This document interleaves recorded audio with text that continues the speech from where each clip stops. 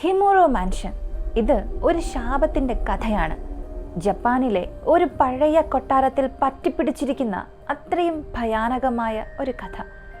Mansion എന്ന് പറഞ്ഞാൽ നിങ്ങൾക്കറിയാം, ഒരു പഴയ വീടല്ല, ഒരു ബംഗ്ലാവ്, വളരെ വളരെ വലുതായിരിക്കും. ഈ ഹിമോറോ മാൻഷൻ എന്നറിയപ്പെടുന്ന ഈ ഒരു ബംഗ്ലാവ് ഒരു നഗരത്തിൻ്റെ ഇതിഹാസ നിഴലുകൾക്കുള്ളിൽ ഒളിഞ്ഞിരിക്കുകയാണ്. അതെ, ഈ ഒരു മാൻഷൻ എവിടെയാണെന്ന് ഇന്നും ആർക്കും അറിയില്ല. കൃത്യം ഇവിടെയാണ് ആ ഒരു ബംഗ്ലാവ് ഉള്ളത് എന്നൊന്നും ആർക്കും പറയാനും സാധിക്കില്ല. ഗൂഗിളിൽ തിരഞ്ഞാൽ പോലും ഹിമോറോ മാൻഷൻ എന്ന് തിരഞ്ഞാൽ നിങ്ങൾക്ക് ഒരുപാട് ഫോട്ടോസ് കാണാൻ പറ്റും, വീഡിയോസ് കാണാൻ പറ്റും. എന്നാൽ അവയെല്ലാം സത്യമാണെന്ന് പറയാൻ സാധിക്കില്ല, അവയെല്ലാം കള്ളമാണെന്നും പറയാൻ സാധിക്കില്ല. ഇന്ന് വരെയും ഈ ഒരു കൊട്ടാരം എവിടെയാണെന്ന് ആർക്കും തന്നെ അറിയില്ല. അതുകൊണ്ട് തന്നെ നമുക്കിതിനെ ഒരു അർബൻ ലെജൻഡ് എന്ന് പറയാം. പക്ഷേ ഒരു കാര്യം മാത്രം എനിക്ക് തറപ്പിച്ച് പറയാൻ കഴിയും. ഈ ഹിമോറോ മാൻഷൻ ജപ്പാനിലെ ടോക്കിയോയിൽ ഒരു വലിയ മലയ്ക്ക് മുകളിലായിരുന്നു ഉണ്ടായിരുന്നത്. അതും ഏകദേശം 200 വർഷങ്ങൾക്ക് മുൻപുണ്ടായിരുന്ന കൊട്ടാരമായിരുന്നു ഇത്. അപ്പോൾ പിന്നെ ഇന്നത്തെ സമയത്ത് അതിന് ചില കേടുപാടുകൾ സംഭവിച്ചിട്ടുണ്ടാകാം, അല്ലെങ്കിൽ അത് പൂർണ്ണമായും നശിച്ചിട്ടുമുണ്ടാകാം. ഇനി മലയ്ക്ക് മുകളിലാണ് എന്ന് പറഞ്ഞതുകൊണ്ട് അതൊരു കാട് നിറഞ്ഞ പ്രദേശമായതുകൊണ്ട് ചെടികളും മരങ്ങളും ഒക്കെ വളർന്ന് ആ മാളികയെ അങ്ങനെ ലോകത്തിൻ്റെ കണ്ണിൽ നിന്നും മറച്ചു പിടിക്കുന്നുണ്ടാകാം. ഇനി ഈ ഹിമോറോ മാൻഷൻ, അതിലെ ഹിമോറോ എന്നത് ഒരു കുടുംബത്തിൻ്റെ തലവൻ്റെ പേരാണ്. വളരെ കാലം മുൻപ് ഈ കൊട്ടാരത്തിൽ താമസിച്ചിരുന്ന ഹിമോറോ കുടുംബത്തെക്കുറിച്ചുള്ള ഐതിഹ്യമാണ് ഈ ഒരു കഥ. ഈ ഒരു കഥ ഇത്രയധികം രസകരമാകുന്നത് അല്ലെങ്കിൽ ഭയാനകമാകുന്നത് ഈ ഒരു മാളിക മാത്രമല്ല, അതിനെ ചുറ്റിപ്പറ്റിയുള്ള ഇരുണ്ട ചരിത്രം കൂടെയാണ്. കൊലപാതകം, ദുഷ്ട ആചാരങ്ങൾ, തലമുറകളായി കുടുംബത്തെ വേട്ടയാടുന്ന ഒരു ശാപം എന്നിവയാൽ നിറഞ്ഞ ഒരു ചരിത്രം. സത്യത്തിൽ ഫേറ്റൽ ഫ്രെയിം എന്നൊരു വീഡിയോ ഗെയിം പുറത്തിറങ്ങിയ ശേഷമാണ് ഹിമോറോ മാൻഷൻ എന്ന ഈ ഒരു കുടുംബത്തിൻ്റെ കഥ പ്രസിദ്ധമായത്. ഈ ഒരു കൊട്ടാരത്തിനുള്ളിൽ നടന്ന യഥാർത്ഥ സംഭവങ്ങളെ അടിസ്ഥാനമാക്കിയുള്ളതാണ് ഈ ഒരു ഗെയിം. കൂടുതൽ ആളുകളും ഈ ഒരു ഗെയിം കളിക്കുമ്പോൾ അവർക്ക് അതിൽ വല്ലാത്തൊരു ജിജ്ഞാസ വർദ്ധിപ്പിച്ചു. ഈ ഒരു മാളിക എവിടെയാണ് എന്ന് അറിയാനുള്ളൊരു താല്പര്യം ഇങ്ങനെ വർദ്ധിച്ചുകൊണ്ടേ വന്നു. എന്നാൽ ഈ മാളികയുടെ കൃത്യമായ സ്ഥാനം പോലും ഒരു രഹസ്യമായി തുടരുകയാണ്. അതെവിടെയാണെന്ന് ആർക്കും അറിയില്ല. ജപ്പാനിൽ എവിടെയോ ലോകത്തിൽ നിന്നും മറഞ്ഞിരിക്കുന്നുവെന്ന് മാത്രം അറിയാം. പക്ഷേ ഈ ഹിമോറോ കുടുംബത്തെക്കുറിച്ച് പറയുന്ന കഥകൾ അത് വളരെ അവിശ്വസനീയമാണ്. ഹിമോറോ, ഇയാൾ ആ കുടുംബത്തിൻ്റെ തലവൻ. ആ മാൻഷനിൽ അയാളും അയാളുടെ കുടുംബവുമായിരുന്നു ജീവിച്ചിരുന്നത്. അതുകൊണ്ടാണ് ആ മാൻഷന് ഹിമോറോ മാൻഷൻ എന്ന പേര് വന്നത്. ഈ കുടുംബം വളരെ പവർഫുള്ളായ ഒരു കുടുംബം എന്ന് വേണമെങ്കിൽ പറയാം. പവർഫുൾ, സമ്പന്നർ. വലിയൊരു മാൻഷനാണെങ്കിൽ തീർച്ചയായും അവർ സമ്പന്നർ തന്നെയായിരിക്കും. അത്ര വലിയ കൊട്ടാരമൊക്കെ ഉണ്ടെങ്കിൽ ഒരിക്കലും അവർ മിഡിൽ ക്ലാസ് കുടുംബമായിരിക്കില്ലല്ലോ. കൂടാതെ ഈ ഒരു കുടുംബത്തെ കണ്ട് ഒരുപാട് പേർ ബഹുമാനിക്കുന്നതിനേക്കാളും ഭയപ്പെടും. എന്തുകൊണ്ട് ഭയപ്പെടുന്നു? ഒന്നാമത്തെ കാര്യം, അവർ സമ്പന്നരാണ്. രണ്ടാമത്തെ കാര്യം, ചില ആചാരങ്ങൾ അവർ പിന്തുടരുന്നുണ്ടായിരുന്നു. ഈ ഹിമോറോ കുടുംബം മറ്റു കുടുംബങ്ങളെപ്പോലെ ആയിരുന്നില്ല. ജപ്പാനിൽ വർഷങ്ങളായി നിരോധിച്ചിരുന്ന പുരാതന ആചാരങ്ങൾ അനുഷ്ഠിക്കുന്നതിൽ ഇവർ വളരെ പ്രശസ്തരായിരുന്നു. ഈ ആചാരങ്ങൾ പഴയ ഈ ഷിൻഡോ വിശ്വാസത്തിൻ്റെയൊക്കെ ഒരു ഭാഗമായിരുന്നു. ഈ ഷിൻഡോ വിശ്വാസം എന്നൊക്കെ പറഞ്ഞാൽ വളരെ ഇരുണ്ടതും ക്രൂരവുമായ ചില ആചാരങ്ങൾ. ഇവരുടെ ആചാരങ്ങളിൽ വളരെ പ്രധാനപ്പെട്ടത്, നമ്മൾ ഇന്ന് പ്രധാനമായി അറിയാൻ പോകുന്നത് ബലിയായിരുന്നു. ബലി കൊടുക്കുന്നത് കോഴി, ആട്, പശു ഇവയൊന്നുമല്ല, മനുഷ്യരെയായിരുന്നു. നരബലിയായിരുന്നു കൊടുത്തിരുന്നത്. ഇവരെ കണ്ട് എല്ലാവരും ഭയപ്പെടുന്നതിനുള്ള ഒരു കാരണം ഇതായിരുന്നു. സത്യത്തിൽ ആ സമയത്ത് ജപ്പാനിൽ ബലി കൊടുക്കാനേ പാടില്ല, നരബലി നൽകാൻ പാടില്ല എന്നൊരു നിയമം തന്നെ ഉണ്ടായിരുന്നു. എന്നാൽ ഈ ഒരു കുടുംബം അതൊന്നും അംഗീകരിച്ചില്ല. ഇവർ തുടർന്ന് ഇങ്ങനെയുള്ള ആചാരങ്ങൾ ചെയ്തുകൊണ്ടേയിരുന്നു. ആ കുടുംബം ഈ ആചാരങ്ങളെല്ലാം അത്യധികം രഹസ്യമായി തന്നെ സൂക്ഷിച്ചു. ഒരു തലമുറയിൽ നിന്ന് അടുത്ത തലമുറയിലേക്ക് അവർ ഇങ്ങനെ കൈമാറിക്കൊണ്ടേയിരുന്നു.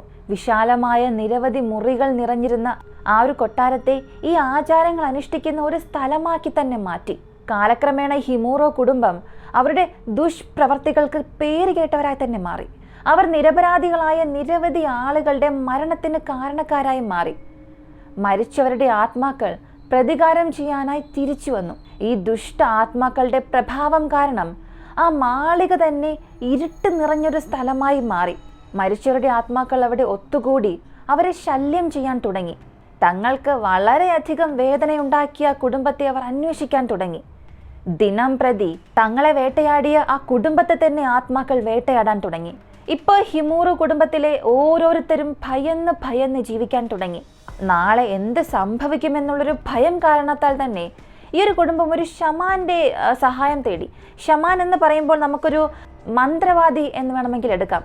ഇവരുടെ ഈ ദുഷ്ടപ്രവർത്തികൾ ഒരു ശാപത്തിന് കാരണമായി എന്നും ആത്മാക്കൾ ഇവരെ ശിക്ഷിക്കാൻ മടങ്ങി വന്നു എന്നും ഈ മന്ത്രവാദി പറഞ്ഞു. സാധാരണ മന്ത്രവാദികൾ ഇങ്ങനെയുള്ള കാരണങ്ങളൊക്കെ കേൾക്കുമ്പോൾ ഒരു പ്രതിവിധി പറഞ്ഞു കൊടുക്കും. ഇന്ന പൂജ ചെയ്താൽ മാറും, അല്ലെങ്കിൽ ഇങ്ങനെ ഒരു സൽപ്രവൃത്തി ചെയ്താൽ മാറും, ഇത്രയധികം വഴിപാടുകൾ നടത്തിയാൽ മാറും, ഇങ്ങനെയൊക്കെ ആയിരിക്കും സാധാരണ എല്ലാവരും പറയുന്നത്. എന്നാൽ ഇവിടെ ഈ മന്ത്രവാദി ഈ കുടുംബം മുൻപ് അനുഷ്ഠിച്ചിരുന്നതിനേക്കാൾ ഭയാനകമായ ഒരു ആചാരമായിരുന്നു അവർ നിർദ്ദേശിച്ചത്. അതായത് ഈ പ്രതികാര ആത്മാക്കളിൽ നിന്നും ആ കൊട്ടാരത്തെ സംരക്ഷിക്കാൻ താൻ ഈ പറയുന്ന ആചാരത്തിന് പൂർണ്ണമായും കഴിയും എന്നയാൾ പറഞ്ഞു. അതിന് കന്യകയായ ഒരു പെൺകുട്ടിയുടെ രക്തം ഈ ചടങ്ങിന് ആവശ്യമാണെന്നും മന്ത്രവാദി വിശദീകരിച്ചു. എന്നാൽ അത് വെറുമൊരു പെൺകുട്ടിയാകാൻ പാടില്ല. ആ പെൺകുട്ടി ശരീരത്തിലും മനസ്സിലും ശുദ്ധിയുള്ളവളായിരിക്കണം. ഇതോടുകൂടിയും അവസാനിച്ചില്ല. വളരെ ക്രൂരമായൊരു പാർട്ട് ഇനിയാണ് വരാൻ പോകുന്നത്. ഈ ചടങ്ങ് നടത്താൻ പെൺകുട്ടിയെ വളരെ ക്രൂരമായ രീതിയിൽ കൊല്ലണമായിരുന്നു. അതും 5 കുതിരകളെ വിഘടിപ്പിക്കൽ എന്ന ഒരു രീതി, അതാണ് ഇവിടെ ഫോളോ ചെയ്യേണ്ടത്. ആ രീതിയായിരുന്നു ഈ ചടങ്ങിന് അവർ ഫോളോ ചെയ്യേണ്ടത്. ഈ രീതിയിൽ പെൺകുട്ടിയെ ഈ 5 കുതിരകളുമായും ബന്ധിക്കണം. ഓരോ കുതിരയും വ്യത്യസ്ത ദിശയിലേക്ക് വലിക്കും. കുതിരകൾ അങ്ങനെ വ്യത്യസ്ത ദിശയിലേക്ക് ഓടുമ്പോൾ പെൺകുട്ടിയെ വലിച്ചു കീറിക്കൊണ്ടായിരിക്കും അവ ഓടുക. പെൺകുട്ടിയുടെ ശരീരം കഷ്ണങ്ങളായി മുറിയും. അവളുടെ രക്തം ഒരു പവിത്രമായ കയറിൽ മുക്കി ആത്മാക്കളെ അകറ്റി നിർത്താൻ അത് മാളികയുടെ പ്രവേശന കവാടത്തിൽ തൂക്കിയിടും. ഇതായിരുന്നു ആ മന്ത്രവാദി അവർക്ക് നിർദ്ദേശിച്ച ക്രൂരമായൊരു ചടങ്ങ്. ഇതോടുകൂടിയും അയാളുടെ നിർദ്ദേശങ്ങൾ അവസാനിച്ചില്ല. ഈ ഒരു ചടങ്ങിന് സാധാരണ ഒരു പെൺകുട്ടിയല്ല വേണ്ടത്. ആ പെൺകുട്ടിയെ ഒരു തടവുകാരിയെ പോലെ പൂർണ്ണമായും ഒറ്റപ്പെടുത്തി വളർത്തണം. പെൺകുട്ടി എന്ന് പറയുമ്പോൾ അത് ആ കുടുംബത്തിലുള്ള പെൺകുട്ടിയായിരിക്കണം. അവരുടെ തന്നെ മകളായിരിക്കാം, സഹോദരിയുടെ മകളായിരിക്കാം, സഹോദരന്റെ മകൾ, ഇങ്ങനെ ആ കുടുംബത്തിലെ ഏതെങ്കിലും ഒരു പെൺകുട്ടി. അവൾ വളർന്നു വരുമ്പോൾ തന്നെ ആരെയും കാണാതെ വളർത്തണം. ജനിച്ച നിമിഷം മുതൽ അവളെ ഒരു മുറിക്കുള്ളിൽ പൂട്ടിയിടണം. ഒരിക്കലും പുറത്തു പോകാൻ അനുവദിക്കാൻ പാടില്ല. മറ്റൊരാളെ കാണാൻ ഒരിക്കലും അനുവദിക്കില്ല. അവൾക്ക് പ്രത്യേക സമയങ്ങളിൽ ഭക്ഷണം നൽകും. എന്നാൽ അവളുടെ ജീവിതം ഏകാന്തതയും ഇരുട്ടും നിറഞ്ഞതായിരിക്കണം. കാരണം പറഞ്ഞത്, ഈ ഒരു ആചാരം ഫലിക്കണമെന്നുണ്ടെങ്കിൽ അവളുടെ മനസ്സും ആത്മാവും ശുദ്ധമായിരിക്കണം എന്നാണ്. ആ പെൺകുട്ടിയെ പാർപ്പിച്ചിരിക്കുന്ന സ്ഥലവും ആർക്കും അറിയാൻ പാടില്ല. അവൾ അധികം സംസാരിക്കാനും പാടില്ല. സ്വന്തം അച്ഛൻ, അമ്മ, സഹോദരങ്ങൾ ആരുമായും സംസാരിക്കാൻ പാടില്ല. ആരെയും കാണാനും പാടില്ല. മറ്റുള്ളവരുമായി സംസാരിച്ച് അവളുടെ മനസ്സും ശരീരവും അശുദ്ധമാകാതിരിക്കാൻ വേണ്ടി മനുഷ്യരെ ഇല്ലാത്ത സ്ഥലത്തായിരിക്കും അവളെ ഒളിപ്പിച്ചിരിക്കുക. ഇനി അവളെ ഒളിപ്പിച്ചിരിക്കുന്ന സ്ഥലം ആ കൊട്ടാരത്തിനുള്ളിലെ ഏതെങ്കിലും ഒരു മുറിയായിരിക്കും, അല്ലെങ്കിൽ ആ കാടിനുള്ളിലെ ഏതെങ്കിലും ഒരു പ്രദേശത്ത്. ഇതിനെക്കുറിച്ചും വ്യക്തമായി അറിയില്ല. എന്നാൽ കൃത്യമായി പറയുന്ന ഒരേ ഒരു കാര്യം, ഈ പെൺകുട്ടിക്ക് ഭക്ഷണം, വെള്ളം എല്ലാം ലഭിക്കും. എന്നാൽ അവൾ 10 വർഷത്തോളം ഒറ്റയ്ക്ക് തന്നെ ആയിരിക്കണം. ചില ലേഖനങ്ങളിൽ 10 വർഷം എന്ന് പറയുന്നുണ്ട്, ചിലതിൽ 50 വർഷം എന്നൊക്കെ പറയുന്നുണ്ട്. കൃത്യമായ കണക്കറിയില്ല. നമുക്കിവിടെ 10 വർഷം എന്ന് തന്നെ എടുക്കാം. അവൾ ഈ 10 വർഷം ആരെയും കാണാൻ പാടില്ല, മനുഷ്യരുമായി സംസാരിക്കാൻ പാടില്ല. സത്യത്തിൽ അവൾക്കായി ഒരു ലോകം, ആ ലോകത്തിൽ അവൾ മാത്രമേ ഉണ്ടാവുകയുള്ളൂ. ഇനി 10 വർഷത്തിന് ശേഷം എന്ത് സംഭവിക്കും എന്നറിയണ്ടേ? 10 വർഷത്തിന് ശേഷം അടച്ചു പൂട്ടി വെച്ചിരുന്ന പെൺകുട്ടിയെ പുറത്തേക്ക് കൊണ്ടുവരും. ഒരു 5 ക്ഷേത്രങ്ങളുണ്ട്. ആ ക്ഷേത്രത്തിലേക്കാണ് ആ പെൺകുട്ടിയെ കൊണ്ടുവരിക. ആ ക്ഷേത്രം ഒരു പക്ഷേ ആ മാൻഷനുള്ളിലായിരിക്കാം, അല്ലെങ്കിൽ പുറത്തായിരിക്കാം, അതും അറിയില്ല. അവിടെ കൊണ്ടുവരുന്നതിന് മുൻപ് ആ പെൺകുട്ടിയുടെ കണ്ണുകൾ കെട്ടിയിരിക്കും. അപ്പോഴും അവൾ ആരെയും കാണാൻ പാടില്ല എന്നതിനു വേണ്ടിയാണ് കെട്ടിവെക്കുന്നത്. ഒരു കാഴ്ചയിലൂടെയാണെങ്കിൽ പോലും അവൾ അശുദ്ധയാകാൻ പാടില്ല, അല്ലെങ്കിൽ അവൾ കണ്ട് മറ്റൊരാളോട് അവൾക്കൊരു താല്പര്യം തോന്നാൻ പാടില്ല. എനിക്ക് ഇയാളോട് സംസാരിക്കണം, ഒരു ഫ്രണ്ട്ഷിപ്പ്, ഒരു ഇമോഷൻ, ഒരു സ്നേഹം ഒന്നും ഉണ്ടാകാൻ പാടില്ല. ഏതൊരു അഫെക്ഷനും ആരുമായും, ചുറ്റുമുള്ളവർ ആരുമായും, അച്ഛനും അമ്മയുമായും പോലും ഉണ്ടാകാൻ പാടില്ല എന്നതിനു വേണ്ടിയാണ് അവസാന നിമിഷം വരെയും അവളെ കണ്ണടച്ചു വെച്ചിരിക്കുന്നത്. ഇപ്പോൾ അവൾക്ക് മുൻപിലുള്ള മന്ത്രവാദി ചില മന്ത്രങ്ങൾ പറയാൻ തുടങ്ങും. തുടർന്ന് പെൺകുട്ടിയെ കുളിപ്പിക്കും. എന്നിട്ട് ആ ക്ഷേത്രത്തിലേക്ക് കൊണ്ടുവരും. ആ ക്ഷേത്രത്തിൽ വെച്ചാണ് പെൺകുട്ടിയെ കൊല്ലാൻ പോകുന്നത്, ബലി കൊടുക്കാൻ പോകുന്നത്. ഇനി ഇവളെ ബലി കൊടുക്കാൻ പോകുമ്പോൾ അവൾക്ക് ചുറ്റും കുടുംബം ബന്ധുക്കളൊക്കെ ഉണ്ടാകുമോ എന്നൊന്നും അറിയില്ല. പക്ഷേ എല്ലാവർക്കും ഇക്കാര്യം അറിയാം, അവൾ ഇന്നാണ് മരിക്കുക എന്ന്. എല്ലാവരും അറിഞ്ഞ് എല്ലാവരുടെയും സമ്മതത്തോടു കൂടിയാണ് ഈ കാര്യങ്ങളെല്ലാം സംഭവിക്കുന്നത്. ഇങ്ങനെ കൊണ്ടുവന്ന അവളുടെ കഴുത്തിലും 2 കൈയിലും കാലിലും കയറുകൾ കെട്ടും. കെട്ടിയ ഈ കയറുകളുടെ മറ്റേ അറ്റം കുതിരയിലും കെട്ടിയിടും. കെട്ടി അവസാനിച്ചതിന് ശേഷം കുതിരയുടെ പുറകിൽ ശക്തമായി അടിക്കും. ഇപ്പോൾ കുതിര യാതൊരു നിയന്ത്രണവുമില്ലാതെ അങ്ങോട്ടും ഇങ്ങോട്ടും ഓടാൻ തുടങ്ങും. ഒന്ന് ചിന്തിച്ചു നോക്കുക, ഈ 5 കുതിരകളും 5 ദിശയിലേക്കായിരിക്കും ഓടുക. ഇങ്ങനെ കുതിരകൾ ഓടുമ്പോൾ കയറ് വലിയാൻ തുടങ്ങും. കയറ് വലിയുമ്പോൾ അവയുമായി ബന്ധിപ്പിച്ചിരിക്കുന്ന ആ പെൺകുട്ടിയുടെ ശരീരം ഓരോ ദിശയിലേക്ക് ചിതറാൻ തുടങ്ങും. ഇങ്ങനെ തലയും 2 കൈയും കാലും എല്ലാം പ്രത്യേകം ശരീരത്തിൽ നിന്നും ഇളകി വരും. അവസാനം അവളുടെ രക്തം നിറഞ്ഞ ആ കയറുകൾ അവർ ശേഖരിക്കും. അതായത് ഈ കൈയിലും കാലിലും കഴുത്തിൽ നിന്നും വേർപെട്ടു പോയ രക്തം പുരണ്ട ആ ഒരു കയറെടുക്കും. ഈ കയറെടുത്ത് ആത്മാക്കളെ അകറ്റി നിർത്താൻ മാളികയുടെ പ്രവേശന കവാടത്തിൽ അതിനെ തൂക്കിയിടും. അതിലൂടെ വീടിനുള്ളിലേക്ക് ദുഷ്ടശക്തികളോ ആത്മാക്കളോ ഒന്നും വരില്ല എന്നാണ് വിശ്വസിക്കുന്നത്. അടുത്ത 10 വർഷത്തേക്ക് ആ കയറായിരിക്കും ആ വീട്ടിലുള്ളവരെ സംരക്ഷിക്കാൻ പോകുന്നത്. 10 വർഷം കഴിഞ്ഞ് വീണ്ടും ഇതേ ആചാരം തന്നെ തുടരും. 10 വർഷത്തിലൊരിക്കൽ ഈ ആചാരം നടത്തണം. ഈ കന്യകയുടെ രക്തത്താൽ സൃഷ്ടിക്കപ്പെട്ട ആ ഒരു കയറിൻ്റെ ശക്തി അല്ലെങ്കിൽ ആ ഒരു മുദ്രയുടെ ശക്തി കാലക്രമേണ ദുർബലമായിക്കൊണ്ടിരിക്കും. അതുകൊണ്ട് തന്നെ 10 വർഷത്തിൽ ഒരിക്കൽ ഈ ഒരു ആചാരം ഇങ്ങനെ തുടർന്നുകൊണ്ടേ പോകണം. ഈ 10 വർഷത്തിന് ശേഷം ആത്മാക്കളെ അകറ്റി നിർത്താൻ ഈ കയറുകൾക്ക് പിന്നെ ശക്തി ഉണ്ടാവുകയില്ല. പ്രതികാരം ചെയ്യാൻ ദുഷ്ട ആത്മാക്കൾ വീണ്ടും ആ കൊട്ടാരത്തിലേക്ക് മടങ്ങി വരും. അതുകൊണ്ട് കുടുംബത്തെ സംരക്ഷിക്കാൻ ആ ആചാരം തലമുറകളായി ഇങ്ങനെ ആവർത്തിക്കേണ്ടി വന്നു. ഈ ഹുമോറോ കുടുംബത്തിൽ പുതിയൊരു പെൺകുട്ടി ജനിക്കുമ്പോഴെല്ലാം അവളെ ആ മാളികയിൽ തന്നെ വളർത്തി. ബലിയർപ്പിക്കേണ്ട സമയം വരുന്നതുവരെയും അവളെ അകറ്റി നിർത്തി. പുറം ലോകം അറിയാതെ തണുത്തതും ഇരുണ്ടതുമായ 4 ചുവരുകൾക്കുള്ളിൽ ജീവിതം തള്ളി നീക്കുന്ന ആ ഒരു നിമിഷങ്ങളെക്കുറിച്ച് നമുക്കൊന്നും സങ്കല്പിക്കാൻ പോലും സാധിക്കില്ല. ഒടുവിൽ ക്രൂരമായി കൊല്ലപ്പെടാനും സാധ്യതയുണ്ട്. തന്നെ എന്തിനാണ് പൂട്ടിയിട്ടിരിക്കുന്നത് എന്നുപോലും അറിയാതെ ആ ഒറ്റ മുറിയിൽ 10 വർഷങ്ങളോളം താമസിക്കുന്ന ഒരു പെൺകുട്ടിയുടെ മാനസികാവസ്ഥ ചിന്തിച്ചു നോക്കാനേ സാധിക്കുന്നില്ല. ഇങ്ങനെ കുടുംബത്തെ ശാപത്തിൽ നിന്നും രക്ഷിക്കാൻ വേണ്ടി നിഷ്കളങ്കരായ പെൺകുട്ടികളെ ഏറ്റവും ക്രൂരമായി കൊലപ്പെടുത്തിയ ഒരു ഭീകരമായ സ്ഥലമായി തന്നെ ആ കൊട്ടാരം അങ്ങ് മാറി. ഇതൊരു അർബൻ ലെജൻഡ് എന്നൊക്കെ പറഞ്ഞാലും തീർച്ചയായും ഒരു കാലത്ത് ഇതൊക്കെ സംഭവിച്ചിട്ടുള്ള കഥകൾ തന്നെയായിരിക്കാം. വിശ്വസിക്കാൻ കഴിയുന്നുണ്ട്. കാരണം ഇന്ന് പോലും ഇങ്ങനെയുള്ള നരബലികൾ സംഭവിക്കുന്നുണ്ട്. അപ്പോൾ പിന്നെ ആ പഴയ കാലത്ത് അത്രയും വിദ്യാഭ്യാസം, വിവരം, ഇപ്പോഴുള്ള ഈ സാങ്കേതിക വിദ്യ ഒന്നുമില്ലാത്ത ആ ഒരു കാലത്ത് തീർച്ചയായും ഇങ്ങനെയുള്ള സംഭവങ്ങൾ തീർച്ചയായും നടന്നിട്ടുണ്ടാകണം. ഇങ്ങനെ ഓരോ 10 വർഷത്തിലും അവർ ഈ ആചാരങ്ങൾ ഇങ്ങനെ തുടർന്ന് നടത്തിക്കൊണ്ടിരുന്നു. അവരുടെ വിശ്വാസം പോലെ തന്നെ ആ കുടുംബത്തിനൊന്നും സംഭവിച്ചതുമില്ല. എന്നാൽ പെട്ടെന്നൊരു ദിവസം ഇത്രയും ദുരൂഹമായ ഒരു ആചാരം നിർദ്ദേശിച്ച ആ മന്ത്രവാദി തന്നെ ദുരൂഹമായൊരു സാഹചര്യത്തിൽ മരണപ്പെടുന്നു.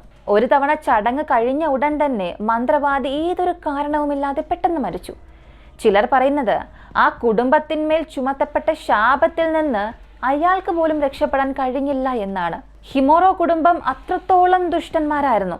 അവരുടെ പ്രവർത്തികൾ പോലും ഇരുണ്ട ശക്തികളുടെ ശ്രദ്ധ ആകർഷിച്ചിരുന്നു. ആത്മാക്കളെ അകറ്റി നിർത്താൻ ശ്രമിച്ച മന്ത്രവാദിയുടെ ഈ ആചാരം പോലും അത്രയേറെ ക്രൂരത നിറഞ്ഞതായിരുന്നു. ശാപത്തേക്കാൾ മോശമായ അത്ര ക്രൂരമായൊരു പ്രവൃത്തിയായിരുന്നു അവർ ചെയ്തുകൊണ്ടിരുന്നത്. ഇങ്ങനെ ഹുമോറോ കുടുംബത്തിൻ്റെ ശാപം ഒരു വലിയ ഭാരമായി തന്നെ മാറി.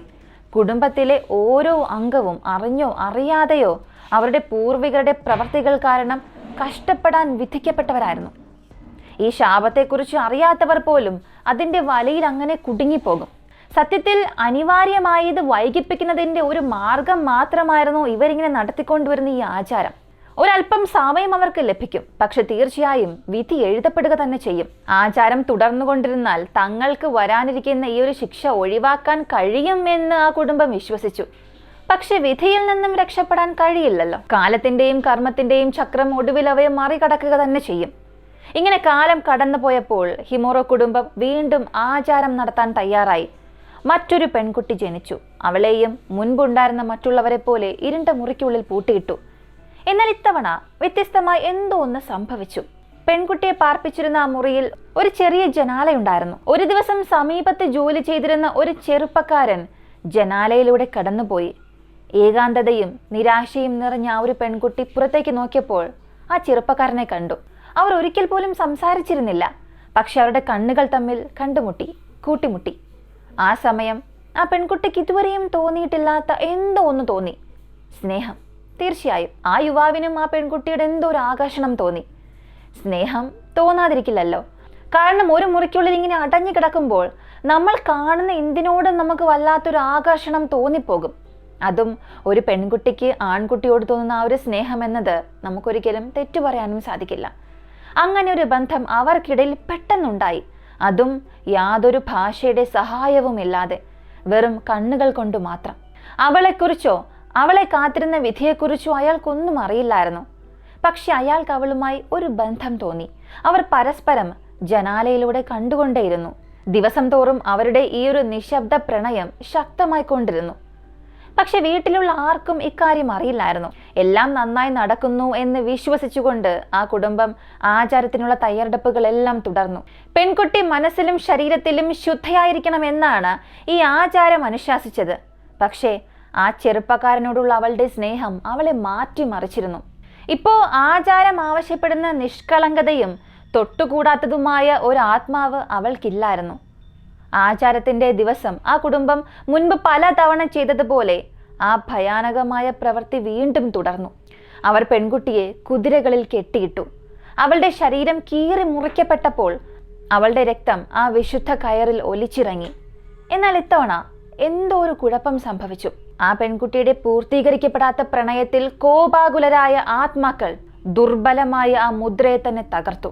കുടുംബം ഭയാനകമായ സംഭവങ്ങളുടെ ഒരു പരമ്പര തന്നെ അനുഭവിക്കാൻ തുടങ്ങി. എന്താണ് സംഭവിച്ചത് എന്ന് കുടുംബനാഥനായ ഹിമൂറിന് ഇപ്പോൾ മനസ്സിലായി. വല്ലാത്ത നിരാശയും ദേഷ്യവും വരാൻ തുടങ്ങി. താൻ ഇത്രയും കാലം അനുശാസിച്ചു വന്ന ആചാരവും വിശ്വാസവും എല്ലാം ഒന്നുമല്ലാതായി പോയല്ലോ എന്നൊരു ദേഷ്യം അയാൾക്കുള്ളിൽ ഉണ്ടായി. ഇതെങ്ങനെ സംഭവിച്ചു? ഇതിനെ എങ്ങനെ പരിഹരിക്കാം? വല്ലാത്തൊരു സാഹചര്യത്തിലേക്ക് അയാൾ വന്നു.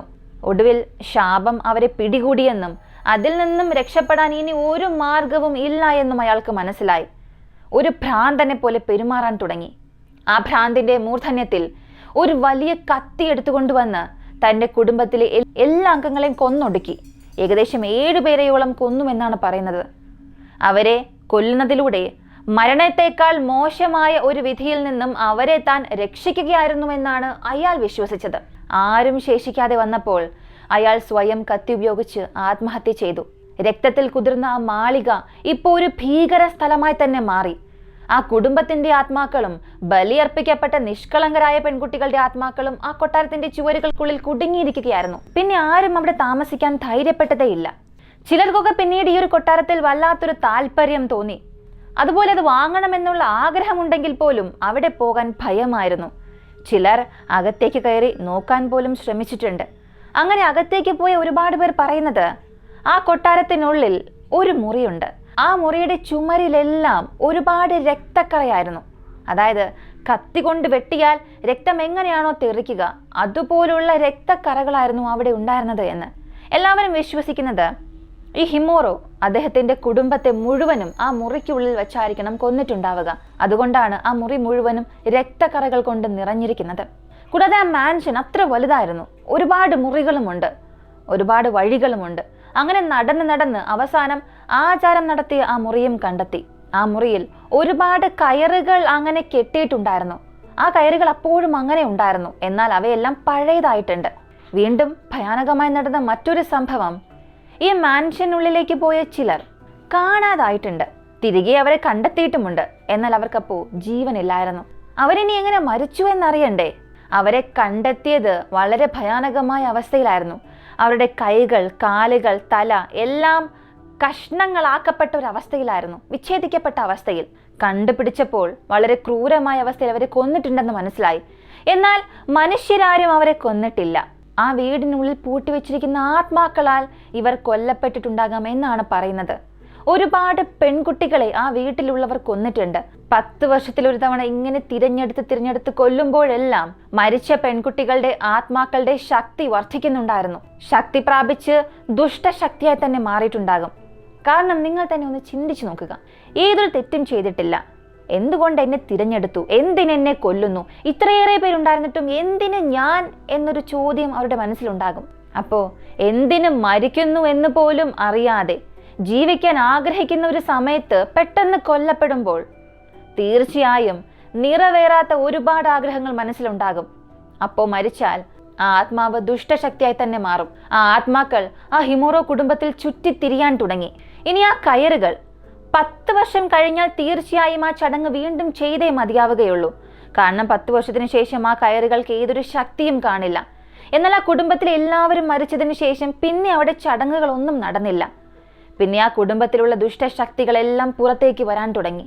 അങ്ങനെ ഈ ദുഷ്ടശക്തികളെല്ലാം ആ മാളികയ്ക്കുള്ളിൽ ചുറ്റിക്കറങ്ങാൻ തുടങ്ങി. പിന്നെ ആ കൊട്ടാരത്തിലേക്ക് ആരൊക്കെ വന്നാലും ഞാൻ അനുഭവിച്ച വേദന, ഞാൻ അനുഭവിച്ച ക്രൂരത, അതെല്ലാം നിങ്ങളും അനുഭവിക്കണം, നിങ്ങളും മരിക്കണം എന്ന് കരുതി അകത്തേക്ക് വന്ന ചിലരെ എല്ലാം കൊന്നിട്ടുണ്ട്. പിന്നീട് ആ കൊട്ടാരം വഴി കടന്നു പോകുന്ന പലർക്കും പല ആത്മാക്കൾ ആ കൊട്ടാരത്തിനുള്ളിൽ അങ്ങോട്ടും ഇങ്ങോട്ടും നീങ്ങുന്നത് പോലുള്ള നിഴലുകൾ കണ്ടതായി പറയുന്നുണ്ട്. പകൽ സമയങ്ങളിൽ പോലും നിഴലുകൾ മാറി മാറി മിന്നി മറയുന്നതായി തോന്നും. അദൃശ്യമായി എന്തോ ഒന്ന് നിരീക്ഷിക്കുന്നത് പോലെ തോന്നും. ഹിമോറോ കുടുംബത്തിന്റെ ശാപം അവരുടെ മരണത്തോടുകൂടി അവസാനിച്ചില്ല. ആ മാളികയിൽ പ്രവേശിക്കുന്ന ഏതൊരാൾക്കും ഭയാനകമായ ഒരു വിധി നേരിടേണ്ടി വരുമെന്നാണ് പറയപ്പെടുന്നത്. ആ കൊട്ടാരം സന്ദർശിക്കാൻ ധൈര്യപ്പെട്ടവർ കുടുംബത്തെ സംരക്ഷിക്കാൻ വേണ്ടി കെട്ടിയ കയറുകൾ കൊണ്ട് തന്നെ കഴുത്ത് ഞെരിക്കപ്പെട്ടുവെന്നും ആ പവിത്രമായ കയറുകളാൽ കൊല്ലപ്പെട്ടതായും കണ്ടെത്തി. ചില മൃതദേഹങ്ങൾ ബേസ്മെന്റിൽ കണ്ടെത്തി. ആചാരപരമായ ഇരകളുടെ അതേ രീതിയിൽ തന്നെ ഛേദിക്കപ്പെട്ട അവസ്ഥയിൽ ഹിമോറോ കുടുംബത്തിലെ ആത്മാക്കൾ ആ മാളികയിൽ ചുറ്റിത്തിരിയുന്നുണ്ട്. നിർഭാഗ്യവാനായ അടുത്ത ആത്മാവ് അവരുടെ കെണിയിൽ വീഴുന്നതും കാത്ത്. ഹിമോറോ മാൻഷന്റെ കഥ ഇത് ജപ്പാനിലെ ഏറ്റവും ഭയാനകമായ നഗര ഇതിഹാസങ്ങളിൽ ഒന്ന് തന്നെയാണ്. ഇതിനെ അടിസ്ഥാനമാക്കിയാണ് ഈ ഫാറ്റൽ ഫ്രെയിം എന്ന ഗെയിം തന്നെ ഉണ്ടായത്. ഈ മാളികയുടെ ചുമരുകൾക്കുള്ളിലെ ഭീകരതയുടെ ഉപരിതലം മാത്രമേ ആ ഗെയിമിൽ മറച്ചു വെച്ചുള്ളൂ. ബാക്കിയെല്ലാം അതുപോലെ തന്നെയുണ്ട്. എനിക്ക് ഗെയിമിനെ കുറിച്ച് കൂടുതലൊന്നും അറിയില്ല. ഞാൻ ഈ ഗെയിം കളിച്ചിട്ടുമില്ല, ഇനി കളിക്കണമെന്ന് ആഗ്രഹിക്കുന്നുമില്ല. സത്യത്തിൽ ഈ ആചാരങ്ങൾ ഒരു കാലത്ത് നടന്നിട്ടുണ്ട് എന്നൊക്കെ ആലോചിക്കുമ്പോൾ ഒട്ടും വിശ്വസിക്കാൻ പോലും സാധിക്കുന്നില്ല. ചിന്തിച്ചു നോക്കുക, ഒരമ്മ അപ്പോൾ ജനിച്ച കുഞ്ഞ് ആ കുഞ്ഞിനെടുത്ത് മറ്റൊരാളുടെ കയ്യിലേക്ക് കൊടുക്കുകയാണ്, ആരും കാണാതെ വളർത്താനായി. ആ കൊടുക്കുമ്പോൾ തന്നെ അമ്മയ്ക്കറിയാം എന്തിനു വേണ്ടിയാണ് കൊടുക്കുന്നത്, അവസാനം ആ കുഞ്ഞിന്റെ വിധി എന്താണെന്നൊക്കെ. വീണ്ടും 10 വർഷത്തിന് ശേഷം ആ കുഞ്ഞിനെ അമ്മ വീണ്ടും കാണുകയാണ്. എന്നാൽ കാണുന്ന അന്നത്തെ ദിവസം തന്നെയാണ് അവളുടെ അവസാനത്തെ ദിവസവും. അതും കൊല്ലപ്പെടുന്ന ആ ഒരു രീതി ഉള്ളതിൽ വെച്ച് വളരെ ക്രൂരമായ രീതി. എങ്ങനെ ഒരു അമ്മയ്ക്ക് ഇതിനൊക്കെ മനസ്സ് വരുന്നു? ഒരു മകളുടെ ജീവൻ കൊടുത്തിട്ട് വേണോ ഒരു കുടുംബത്തിന്റെ അഭിമാനം രക്ഷിക്കാൻ, അല്ലെങ്കിൽ ആ കുടുംബത്തെ സംരക്ഷിക്കാൻ, അല്ലെങ്കിൽ അവരുടെ അന്ധവിശ്വാസത്തെ എല്ലാം ഇങ്ങനെ കെട്ടിപ്പടുത്തുയർത്താൻ? എങ്ങനെ ഇവർക്കൊക്കെ ഇത് തോന്നുന്നു? സ്വന്തം മകളുടെ ജീവൻ ബലി കൊടുത്തിട്ട് വേണോ ദുഷ്ടശക്തികളുടെ പക്കൽ നിന്നും ആ കുടുംബത്തെ രക്ഷപ്പെടുത്താൻ, സ്വയം രക്ഷപ്പെടാൻ? ഞാൻ മുൻപേ പറഞ്ഞിരുന്നു, ഈ ബലി കൊടുക്കുന്ന കാര്യങ്ങളെല്ലാം അപ്പോൾ സംഭവിച്ചിരുന്നു. അന്നത്തെ ആളുകൾക്ക് അതൊക്കെ ശരിയായി തോന്നിയിരിക്കാം, അതുകൊണ്ട് അതെല്ലാം ചെയ്തു. എന്നാൽ ഇപ്പോൾ ഈ നരബലി കൊടുക്കുന്നത് വലിയൊരു തെറ്റാണ്. എന്നാൽ ഇപ്പോഴും ഇങ്ങനെയുള്ള നരബലികൾ സംഭവിക്കുന്നുണ്ട്. നമ്മുടെ കേരളത്തിൽ പോലും ഈ നരബലികൾ എത്രയാണ് സംഭവിച്ചത്. ജനിച്ച പിഞ്ചു കുഞ്ഞു മുതൽ വയസ്സായ വൃദ്ധകൾ വരെയും ബലി കൊടുക്കുന്ന കാലമാണിത്. ഇതൊക്കെ നമുക്ക് അറിയാവുന്നതാണ്. എന്നാൽ അറിയാത്തത് എത്രത്തോളം ഉണ്ടാകും? ഇതാണ് ഈ ഹിമോറോ മാൻഷന്റെ കഥ. ജപ്പാന്റെ നിഴലിൽ എവിടെയെങ്കിലും മറഞ്ഞിരിക്കുന്ന ഈ ഹിമോറോ മാൻഷൻ ഇപ്പോഴും അടുത്ത ഇരയെ കാത്തിരിക്കുകയാണ്. ഈ ഒരു കഥയെക്കുറിച്ചുള്ള നിങ്ങളുടെ അഭിപ്രായങ്ങൾ പറയുക. ഞാനീ പറഞ്ഞ ഫാറ്റൽ ഫ്രെയിം എന്ന ഗെയിം അത് നിങ്ങൾ കളിച്ചിട്ടുണ്ടോ? ആ ഗെയിമിനെ കുറിച്ചുള്ള നിങ്ങളുടെ അഭിപ്രായം. ഈ ഒരു കഥ അറിഞ്ഞതിന് ശേഷം ആ ഗെയിം കളിക്കുമ്പോൾ നിങ്ങൾക്ക് തീർച്ചയായും ഈ കഥയ്ക്കുള്ളിലെ സംഭവങ്ങൾ ഓർമ്മ വരിക തന്നെ ചെയ്യും. കാരണം ആ കൊട്ടാരം.